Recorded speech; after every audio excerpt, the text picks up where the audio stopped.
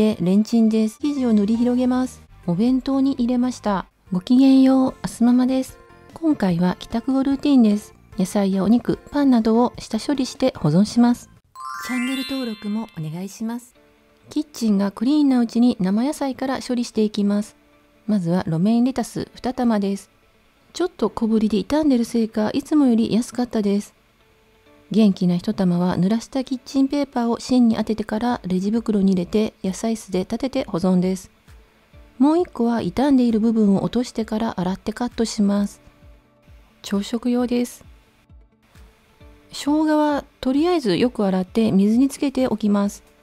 時間に余裕がある時に酢漬けにしたり刻んで冷凍もします。長ネギの青い部分はこの後の鶏もも肉の作り置きに使ったり、半端になった生姜と一緒に冷凍しておいて煮豚などに使います。白い部分は根っこの方は切り落として濡らしたキッチンペーパーを当ててからレジ袋に入れて野菜室に入れてます。時間に余裕がある時はカットして冷凍したりしています。生姜と長ネギの青い部分はきのこスープにも使いました。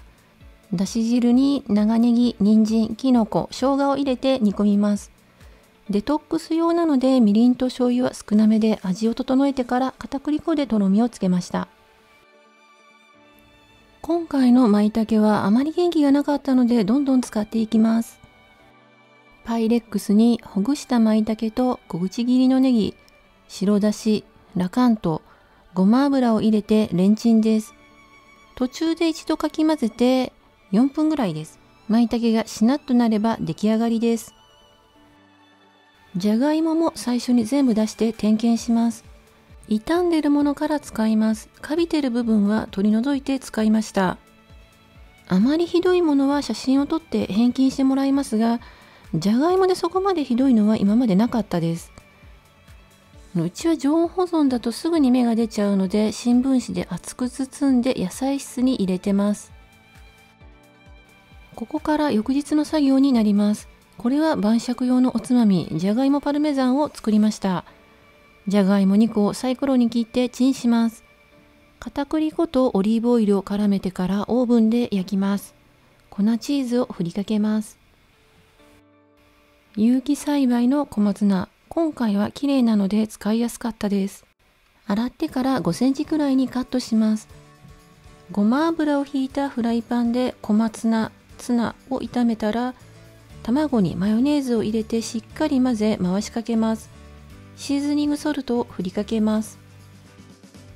じゃがいもパルメザンと同じ器に盛り付けました。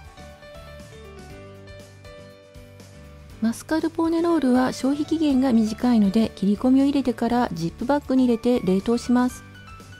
高さがあるのは上からのスリット、平たいのは横スリットにします。スリットを入れておくとアレンジしやすいので一気にやっちゃいます。温めはトースターだと焦げやすいので私はレンジのスチーム温め機能を使っています。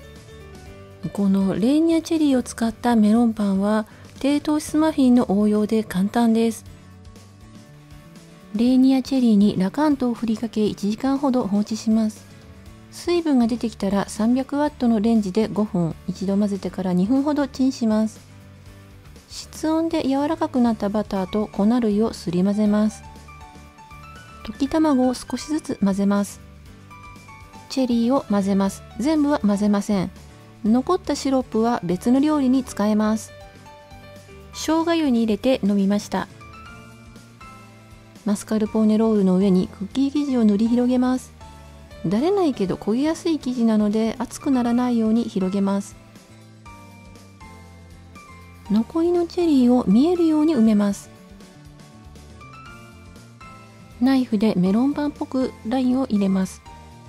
180度に予熱したオーブンで6分焼きました。繰り返しますけどこの生地は焦げやすいので注意してください。ディナーロールマスカルポーネロールのアレンジレシピ集動画もありますが、ただいま第2弾を進めています。チャンネル登録をお願いします。カークランドシグネチャー21国オーガニックパンは冷凍すると普通の食パンとは違ってくっつきやすいので1枚ずつラップします。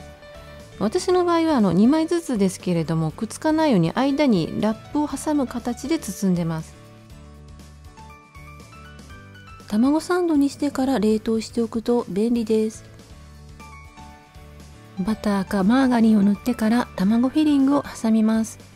フィリングはゆで卵とクレイジーソルトとマヨネーズとマスタードを混ぜただけです。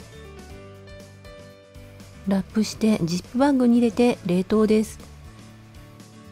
冷蔵庫解凍で食べられます。ジョンソンビルグリルパティとロメインレタスを挟んでバーガー風にしました。桜鶏のもも肉の作り置きに取り掛かります。4種類のメニューを同時進行で下処理をしてからパックします。鶏肉を袋から出したら血の塊や汚れ、ドリップなど余計なものをキッチンペーパーで拭き取ります。フォークで皮に穴を開けます。はみ出ている筋や脂肪の塊を包丁で削ぎます。分厚い部分は切り開きつつ全体に切り込みを入れていきます。予定している料理に合わせて切っていきます。味噌漬け、さっぱり煮、生姜焼き、この3つは一口サイズのそぎ切りです。保存バッグにどんどん入れていき、調味料を入れてからよく揉んで混ぜます。フードシーラーでパックして冷凍しておきました。調味料は概要欄に載せておきます。鶏のさっぱり煮は解凍してから袋のまま鍋に入れて煮込みます。今回はシャトルシェフで沸騰してから5分煮たら45分保温調理にしました。わざと薄味にしています。お好みで和からしを添えたり追いポン酢もありだと思います。生姜焼きは解凍してからフライパンで焼きます。蓋をして途中で返しながら両面を焼きしっかり火を通します。お弁当に入れました。味噌漬けはキッチンペーパーで味噌を拭ってから焼きます。今回は長ネギと一緒にオーブンのグリルで焼きました。1パック分の2枚は半分に切って料理酒を揉み込んでから片栗粉をまぶして焼きました。先に皮面を焼きます。こんがり焼き目がついたら返して白ネギも加えて蓋をしてしっかり火を通します。余分な油を拭き取ってからタレを絡めます。タレはハニー照り焼きです。食べやすい大きさに切ってお皿に盛ります。今週のルーティンはだいたいこんな感じです。レシピの材料は概要欄にも載せておきます。ご活用ください。最後まで見てくださりありがとうございました。